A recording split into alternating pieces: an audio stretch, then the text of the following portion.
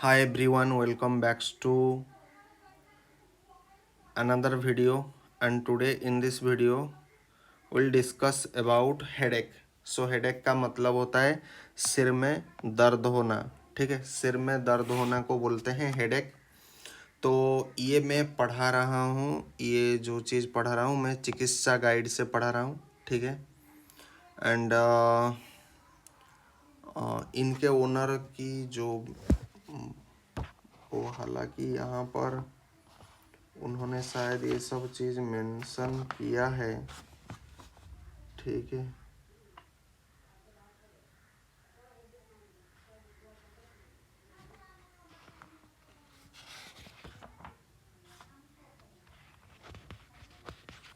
ये जो कॉपीराइट जो होता है, ठीक है,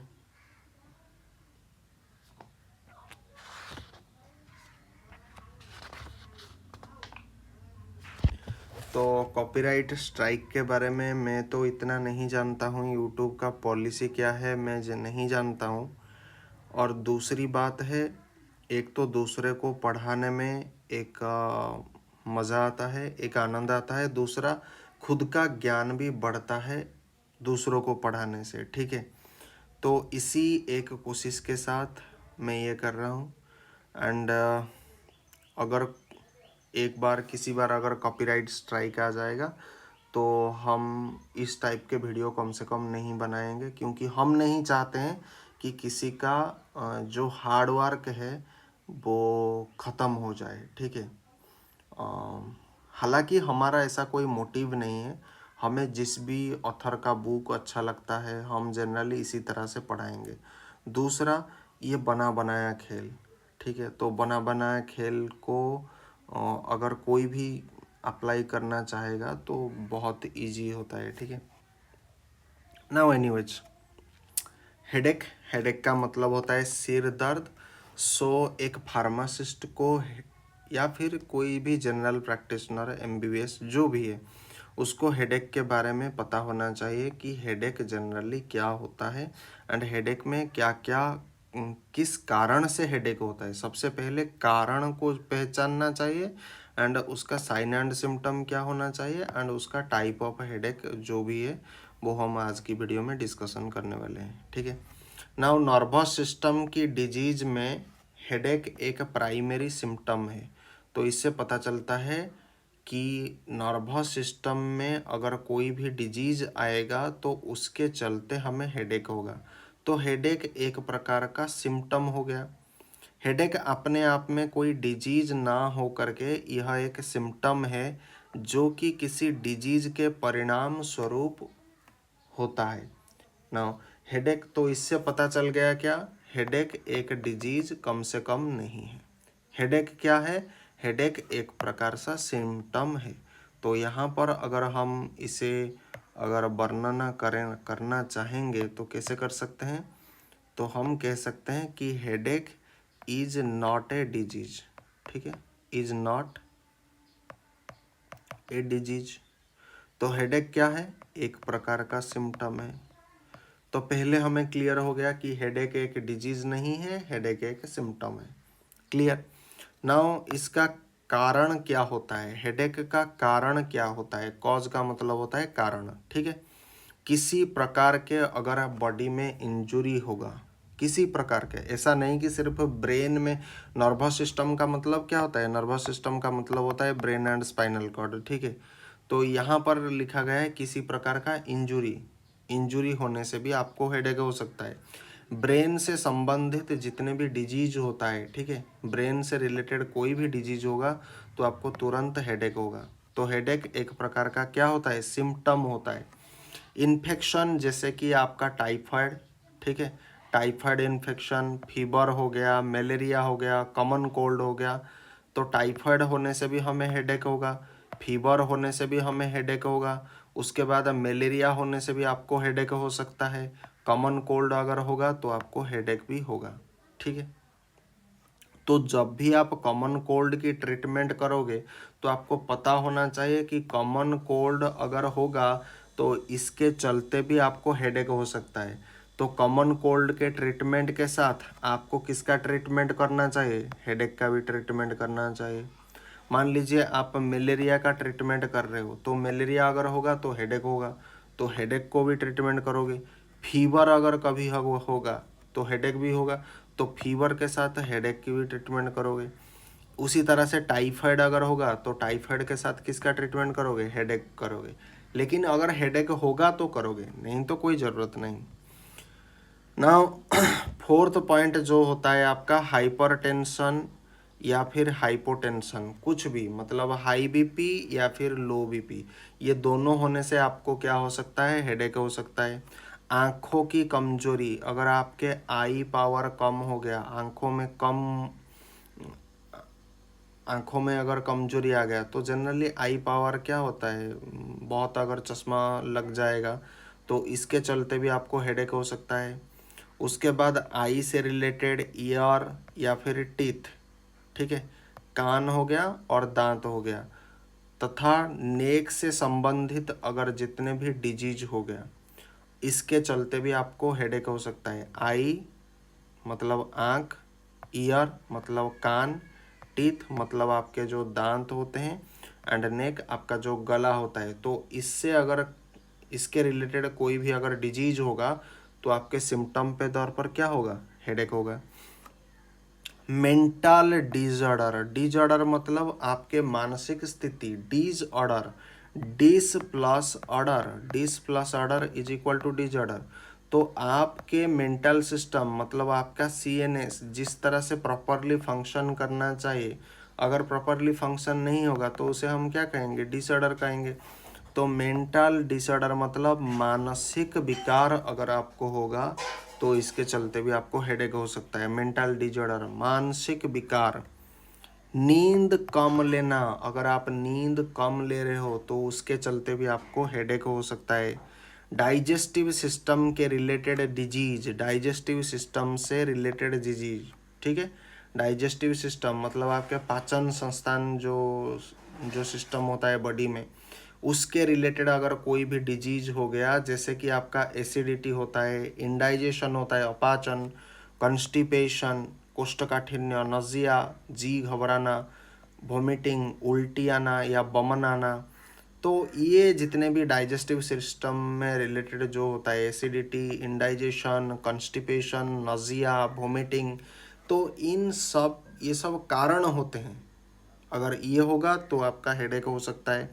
मेंस्ट्रुअल साइकिल से पहले, मेंस्ट्रुअल साइकिल जब आता है उससे पहले आपको हेडेक होगा। मेंस्ट्रुएशन के दौरान मतलब ड्यूरिंग मेंस्ट्रुएशन, जब मेंस्ट्रुएशन हो रहा है, अथवा मेनोपॉज, लड़की में जब मेंस्ट्रुअल साइकिल क्या होता है, पॉज हो जाता है, बंद हो जाता है, या फिर रुकावट मतलब थोड़ी देर के लिए, जैसे हम गीत चलाते हैं ना, गीत को बंद कर देते हैं, तो उसी टाइप की अवस्था, कुछ देर के लिए अगर वो पॉज हो जाएगा तो इसके कारण से भी आपको हेडेक हो सकता है। नाउ माइग्रेन की वजह से, माइग्रेन की वजह से भी आपका हेडेक हो सकता है। मेंस्ट्रुअल साइकिल से रिलेटेड जितने भी स्टेट है, मेंस्ट्रुअल साइकिल से पहले, ड्यूरिंग, देखो बिफोर, उसके बाद बिफोर, प्रेजेंट एंड आफ्टर, या फिर मेंस्ट्रुअल साइकिल से पहले, मेंस्ट्रुएशन के दौरान एंड मेनोपॉज की वजह, तो बिफोर, उसके बाद आपका ड्यूरिंग एंड उसके बाद पी, सो बीडीपी के केस में आप इसे यूज कर सकते हो। माइग्रेन की वजह से भी यूज कर सकते हो। नाउ इसका साइन एंड सिम्टम क्या होता है, इसका साइन एंड सिम्टम होता है severe pain in the head. Head में हेडेक को आप कैसे पहचानोगे कि severe pain in the head, head में बहुत दर्द होगा, सिर में बहुत ज़्यादा दर्द होगा, नजिया, वोमिटिंग होगा, जी घबराना, उल्टी, ये सब आएगा, ठीक है, नजिया होगा, वोमिटिंग होगा। ब्राइट लाइट में देखने से आँखों में तथा सिर में दर्द हो सकता है। जब आप किसी उज्ज्वल लाइट की अगर देखोगे तो आपके आँखों में या फिर सिर में क्या होगा, दर्द हो सकता है। डिजीनेस एंड भट्टाइगो आपको आ सकता है, चक्कर आपको आएगा, भट्टाइगो मतलब चक्कर आएगा, ठीक है। हेड में टाइटनेस फील होता है, हेड थोड़ा टाइट टाइट आपको लगेगा, ठीक है, हेड आपको क्या लगेगा, टाइट जैसा फील आपको हो जाएगा।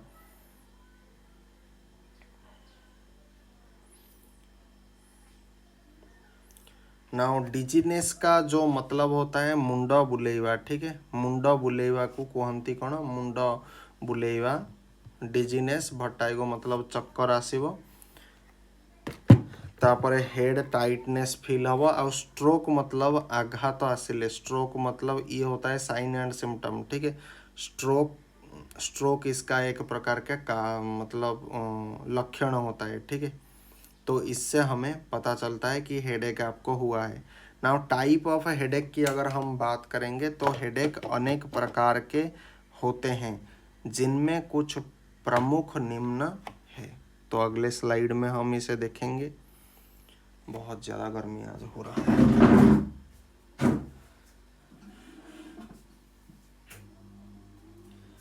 और नहीं संभाल सकते हैं। सो अगर देखा जाएगा जनरल हेडेक, सो इस प्रकार का पेन आमतौर पर मानसिक विकारों के कारण उत्पन्न होता है, ठीक है। जनरल हेडेक जो होता है, यहाँ पर जो पेन होता है, क्योंकि हेडेक मतलब पेन, ठीक है। इस प्रकार के पेन आमतौर पर मानसिक विकारों के कारण उत्पन्न होता है, मतलब कोई विकार हो गया इसके चलते हो सकता है। ये सबसे अधिक मिलने वाला हेडेक है। सो जनरल हेडेक जो होता है वो अधिक संख्या में होता है ना। उसके बाद माइग्रेन हेडेक भी होता है।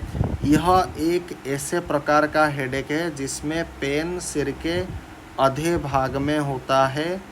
यह हेडेक बेगों के रूप में होता है और घंटों बना रहता है। माइग्रेन का अटैक निश्चित समय में होता है। माइग्रेन में पेन सूर्योदय से पूर्व शुरू होता है एवं सूर्यास्त तक रहता है, मतलब before sunrise to after sunset, मतलब पूरी दिन भर आपको मतलब ये रहेगा। तो आप समझ सकते हो कितना बड़ा पेन होगा। टेंशन हेडेक, ये भी एक प्रकार का हेडेक।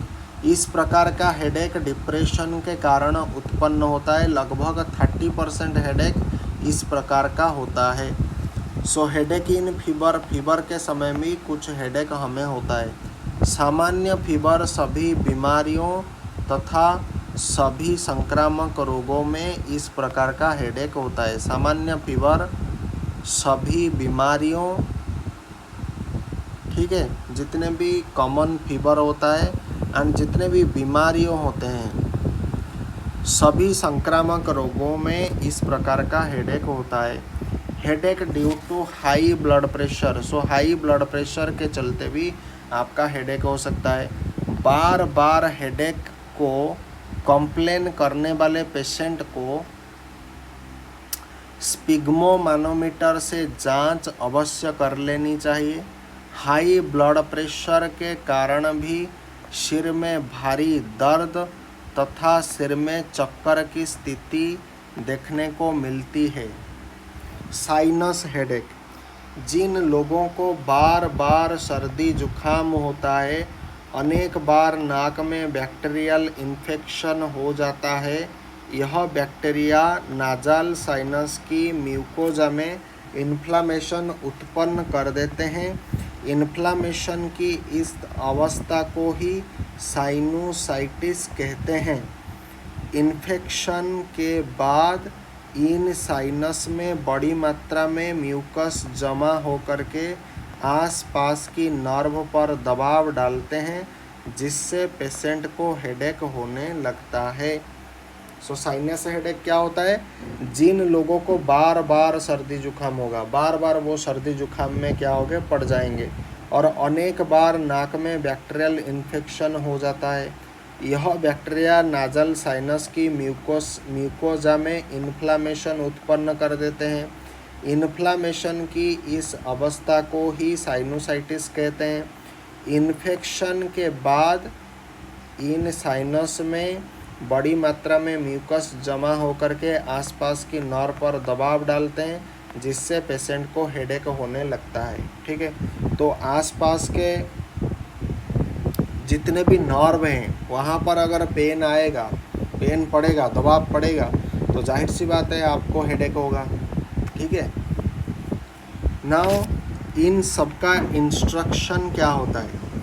सबसे पहले तो यह जानना ज़रूरी है कि हेडेक अपने आप में कोई डिजीज़ नहीं है।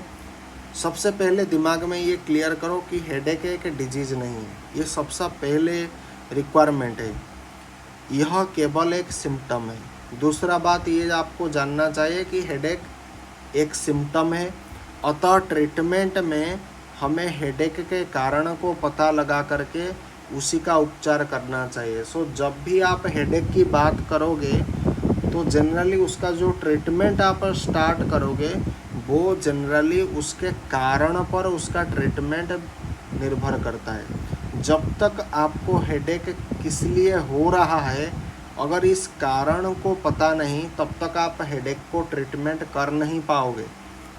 जैसे अगर पेशेंट को कॉन्स्टिपेशन हो तो उसका उपचार किया जाना चाहिए, अगर पेट में गैस हो तो उसका उपचार करना चाहिए। इस हेतु डाइजेस्टिव सिस्टम में कॉन्स्टिपेशन तथा गैस वाला अध्याय आप देख सकते हो, ठीक है, ये वहाँ पर मेंशन है। अगर पेशेंट को हाइपरटेंशन है, हाई बीपी है, तो पहले उसे करेक्ट करना चाहिए। इस हेतु आप नर्वस सिस्टम में हाइपरटेंशन वाला अध्याय देखें, ठीक है ना। इसमें कुछ ज़्यादा खास नहीं, सिर्फ यहाँ पर चीज़ें रीडायरेक्ट हो रहा है। अगर पेशेंट को टेंशन है तो पहले उसका निवारण करना चाहिए। अगर साइनस हेडेक है, ठीक है, साइनस हेडेक है तो उसका उपचार पहले करना चाहिए। सर्दी जुकाम का उपचार करना चाहिए तथा प्रॉपर एंटीबायोटिक देनी चाहिए। इस हेतु रेस्पिरेटरी सिस्टम में कॉमन कोल्ड वाला अध्याय आप देख सकते हो। रोगी को ठंडी की जगह पर आराम करने को कहना चाहिए, रोगी को ठंडी जगह पर आराम करने को कहना चाहिए। खाने में हल्का भोजन देना चाहिए जिससे पेट में गैस ना बने। अगर कमजोरी है, चक्कर आते हैं अथवा शरीर में खून की कमी है तो इसे दूर करने की कोशिश करना चाहिए। इस हेतु आप नर्वस सिस्टम में वर्टाइगो वाला अध्याय आप देख सकते हो तथा डाइजेस्टिव सिस्टम में आप एनीमिया नामक अध्याय आपको पढ़ना पड़ेगा, ठीक है। तो अगर आपको कमजोरी है, वीकनेस फील हो रहा है, चक्कर आपको बार बार आता है या शरीर में खून की कमी हो रहा है, एनीमिक पेशेंट हो, तो उससे दूर करने की कोशिश आपको पहले करना चाहिए। इस हेतु आप नर्वस सिस्टम में अगर चक्कर आएगा तो वर्टाइगो वाला अध्याय देखोगे एंड डाइजेस्टिव सिस्टम में आपको एनीमिया नामक अध्याय आपको देखना पड़ेगा। ना इसका जनरल ट्रीटमेंट क्या है? सो टैबलेट मालीडेंस ये ब्रांड नेम है। मालीडेन एक प्रकार का क्या है? Brand name, मालीडेन। सो हमें ब्रांड नेम से कोई मतलब नहीं, हमें ये सॉल्ट फॉर्मेशन से मतलब। ब्रांड नेम तो कुछ भी हो सकता है, ठीक है। सो टैबलेट मालीडेन में क्या होता है? Acetaminophen 500 milligram. हमेशा दो चीज़ ध्यान रखो, यहाँ पर कौन सा एक्टिव फार्मास्यूटिकल इंग्रेडिएंट है एंड इसकी मात्रा क्या है एंड इसको कितनी बार देना है एंड कितने दिन तक, जैसे कि 7 डेज, 5 डेज, 4 डेज, 3 डेज, ये जनरली हमको जानना है। और दिन में 1 बार या दिन में 2 बार या फिर दिन में 3 बार, इतना जानना है। एंड दूसरा चीज़ आफ्टर फूड, बिफोर फूड, बस इतना हमारा काम है। सो टैबलेट मालीडेंस, इसमें एसिटामिनोफेन है जो कि 500 मिलीग्राम है, इसे आपको देना पड़ेगा सुबह शाम, ठीक है, सुबह शाम। एंड जाहिर सी बात है इसे आफ्टर फूड में आपको देना पड़ेगा। या फिर अगर ये अवेलेबल नहीं है तो आप दे सकते हो टैबलेट डिस्प्रिन। टैबलेट डिस्प्रिन में क्या होता है? एस्प्रिन होता है, ये होता है आपका एक्टिव फार्मास्यूटिकल इंग्रेडिएंट। तो एस्प्रिन 300 mg आपको देना पड़ेगा, सुबह देना पड़ेगा, दोपहर देना पड़ेगा, शाम को भी देना पड़ेगा। 3 बार इसे दिन में देना पड़ेगा। कितना क्वांटिटी? 300 mg। नाम क्या है? एस्प्रिन। बस इतना ही काफ़ी है। अगर ये नहीं तो टैबलेट सारिडॉन आप दे सकते हो। सारिडॉन में क्या होता है? प्रोपीफेनाजोन होता है। प्रोपीफेनाजोन कितना? 150 mg होता है, ठीक है, प्रोपीफेनाजोन। आपका 150 mg, पैरासीटामोल ये आपका 250 mg होता है। एंड दूसरे बात है CNS स्टिमुलेंट के तौर पर आपके पास कैफीन है जो 50 मिलीग्राम होता है, इसको आपको देना पड़ेगा सुबह शाम, ठीक है।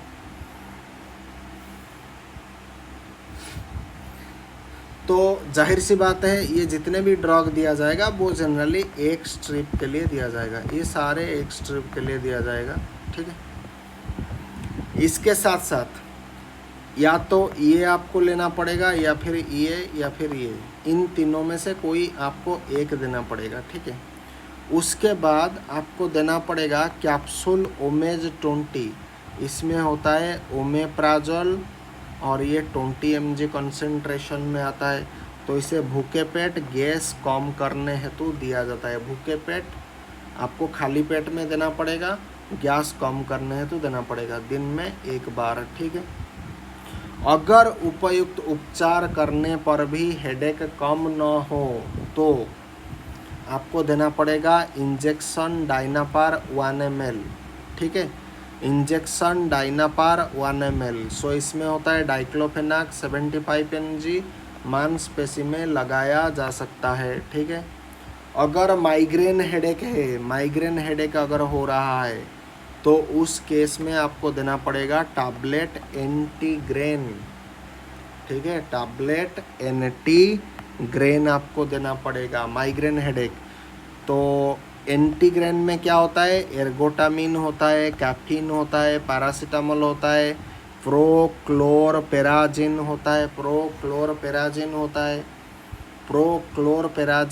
मालेट होता है।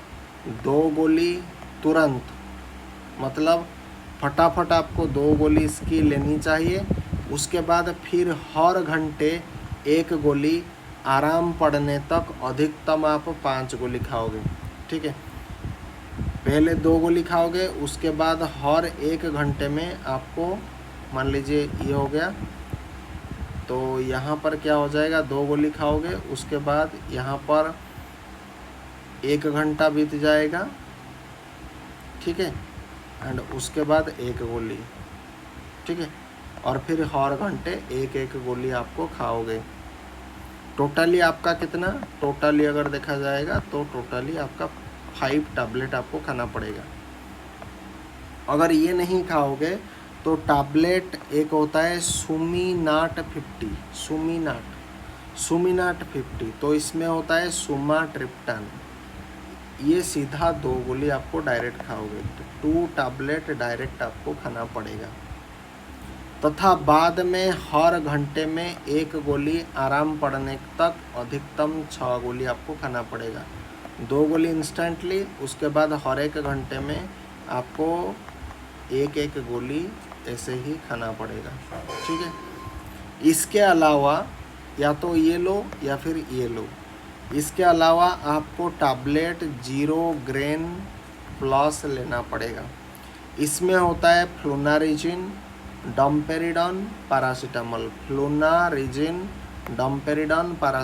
सो रोजाना 1 गोली का उपयोग किया जा सकता है। सो 0 ग्रेन प्लस जो होता है टैबलेट, इसमें फ्लोनारिजिन होता है, डम्पेरिडन होता है, पैरासीटामोल होता है, ये 1 गोली का उपयोग किया जा सकता है, ठीक है। रोजाना डेली इसको लेना पड़ेगा।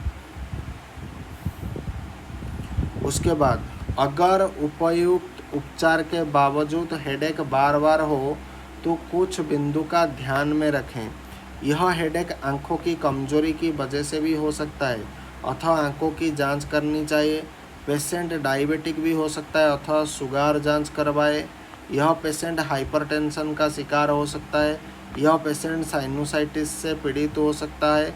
उक्त बातों को ध्यान में रख करके डायग्नोसिस मतलब क्या होता है, निदान करना चाहिए। सो आज के वीडियो के लिए इतना ही, मिलते हैं फिर दूसरे वीडियो में हम हेमिक्रानिया के बारे में डिस्कस करेंगे। हेमिक्रानिया का मतलब होता है अर्धकपारी दर्द, हेमिक्रानिया, ठीक है। अगले वीडियो में हम हेमिक्रानिया के बारे में बात करेंगे। मिलता हूँ। Thanks for watching.